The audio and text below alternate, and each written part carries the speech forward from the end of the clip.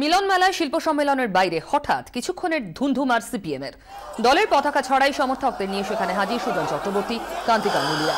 তাদের দাবি ভাঙড়ে কেন গুলি চলল তা স্পষ্ট করতে হবে, ঘটনার বিচার বিভাগীয় তদন্ত করতে হবে, আর সেই সঙ্গে শিল্প সম্মেলনে কত বিনিয়োগ হলো তাও শ্বেতপত্র প্রকাশ করে জানানোর দাবি তোলেন এই নেতারা।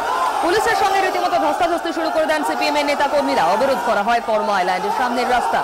পরে মানব মুখার্জি, মোহাম্মদ সেলিম, কান্তি গাঙ্গুলি, সুজন চক্রবর্তী ও নেপাল দেব ভট্টাচার্যকে গ্রেফতার করে পুলিশ।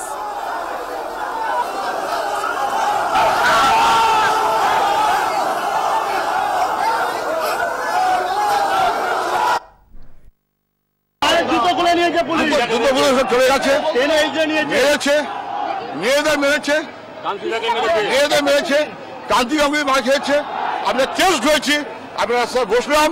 এই খুনি, কৃষক খুনি, জমি মাফিয়া, তাদের দাঁড়ি করার জন্য রাজ্য সরকার, দুর্নীতিগ্রস্ত সরকার, এর বিরুদ্ধে মানুষের স্বতঃস্ফূর্ত বিক্ষোভ। শিল্প তাড়ুয়া সরকার রাজ্যের ধ্বংস করছে, রাজ্যের মানুষের ট্যাক্সে বঙ্গভঙ্গ সম্মেলন তার জন্য হচ্ছে, মানুষের জন্য। দেখেন মানুষ একদিকে গুলিতে মারবে আর এখানে শিল্প আসবে। 1 ঘন্টা জমি যার হাতে ধরে রাখার ক্ষমতা নাই, ল্যান্ড ব্যাংকের গপ্প করে।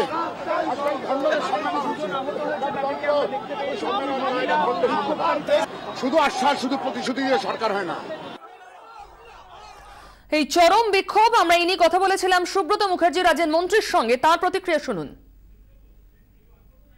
ওনাদের সাথে আমাদের ডিফারেন্স থাকতে পারে, আমাদের পার্থক্য থাকতে পারে, কিন্তু সব মিলিয়ে রাজ্যকে অন্য